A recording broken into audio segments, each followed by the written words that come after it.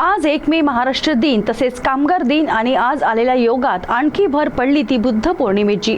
त्यामुळे आनंदाचा त्रिवेणी संगम आज बघायला मिळत आहे। रयतेचा राजा छत्रपती शिवाजी महाराज यांचा पुतळा मारेगाव येथे छत्रपती शिवाजी महाराजांना मानणाऱ्या शिवप्रेमींनी स्थापित केला। मात्र या पुतळ्याला कुठली अधिकृत परवानगी नसल्याच्या कारणावरून पोलीस प्रशासन आणि शासनाच्या वतीने हा पुतळा हटविण्यात आला।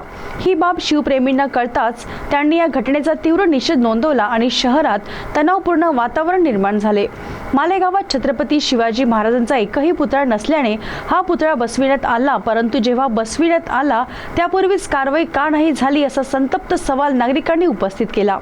मुख्य म्हणजे पुतळा उभारताना जवळच पोलीस स्टेशन, तहसील कार्यालय परिसर तसेच अनेक ठिकाणी लावलेले सीसीटीव्हीचे कॅमेरे व रात्रीची गस्त असूनही प्रशासन सुस्त राहिले।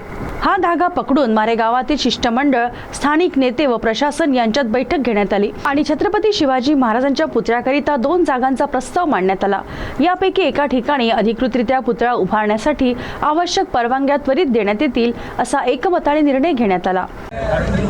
छत्रपती शिवाजी महाराजाच्या मूर्तीची प्रतिष्ठाना, अर्धाकृती मूर्तीची प्रतिष्ठाना मार्डी चौकामध्ये करण्यात आली होती, परंतु मुलांना माहिती नसल्यामुळे त्याची परवानगी काढण्यात आली नव्हती। संबंधित पोलीस विभागाने आज सर्व स्तरावरून योजना करून ती मूर्ती उचलून नगरपालिकेमध्ये ठेवली, परंतु छत्रपती शिवाजी महाराजांबद्दल असलेलं प्रेम या युवकांमध्ये पाहून खरोखर अभिमान वाटतो आणि जी काही चूक त्यांच्या हाताने झाली, शिवाय त्याच्यामध्ये एक तोडगा निघाला की आज महाराजाचा पुतळा बसवण्याकरिता रीतसर जागा देण्याचं नगर परिषदेने कबूल केलेलं आहे।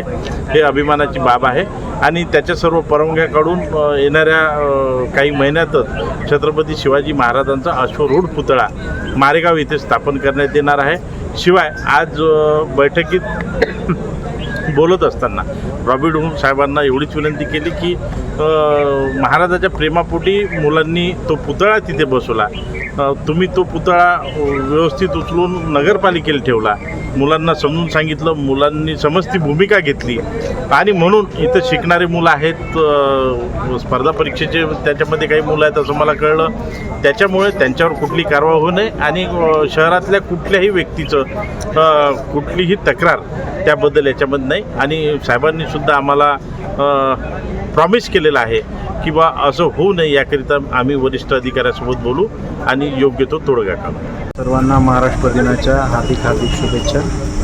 आज नगरपंचायत मारेगाव या ठिकाणी छत्रपती शिवाजी महाराजांचा पुतळा ज्या ठिकाणी उभारला गेला होता तिथून सन्मानाने नगरपंचायत कार्यालयामध्ये नेण्यात आला।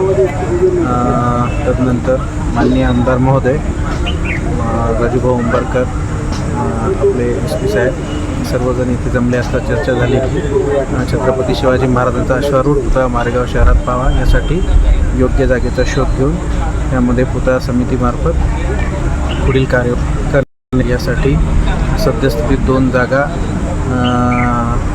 निश्चित करण्यात आलेल्या आहेत। एक पोलीस पेट्रोल पंपाच्या बाजूला आणि दुसरी जुन्या बसस्टँडच्या बाजूला।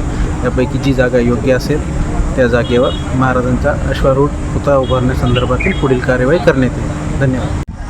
महाराष्ट्र दिनाच्या सर्वांना शुभेच्छा देतोय। आज छत्रपती शिवाजी महाराजांचा अश्वारूढ पुतळा उभारण्यासाठी सर्व नागरिकांनी कमिटी स्थापन करण्याचं निश्चित केलेलं आहे आणि मारेगाव शहरामध्ये 2 ठिकाणचे स्पॉट जवळपास चर्चेला आलेल्या 2 स्पॉटपैकी आम्ही त्या ठिकाणी अश्वारूढ छत्रपती शिवाजी महाराजांचा अश्वारूढ पुतळा उभा करण्यासाठी ज्या काही माझ्या डिपार्टमेंटच्या NOC आहेत त्या अनुषंगाने आम्ही आमच्या स्तरावर तात्काळ आवश्यक ती कार्यवाही करून NOC देण्याचं आम्ही निश्चित केलेलं आहे आणि तसंच पोलीस विभागाने सुद्धा सकारात्मक दृष्टिकोन ठेवून आवश्यक ठिकाणी जर जागा निश्चित केली असेल तर त्या ठिकाणी सुद्धा देण्याचं त्यांनी सांगितलेलं आहे। अशा पद्धतीनं आज सगळ्या नागरिकांनी ऐकून घेतलं आणि आज रोजी पोलीस स्टेशनवर त्या अश्वारूढ पुतळ्याच्या अनुषंगाने आले होते, तो विषय आज संपुष्टात आलेला आहे। धन्यवाद। मालेगाव येथून दिलदार शेख यांची रिपोर्ट।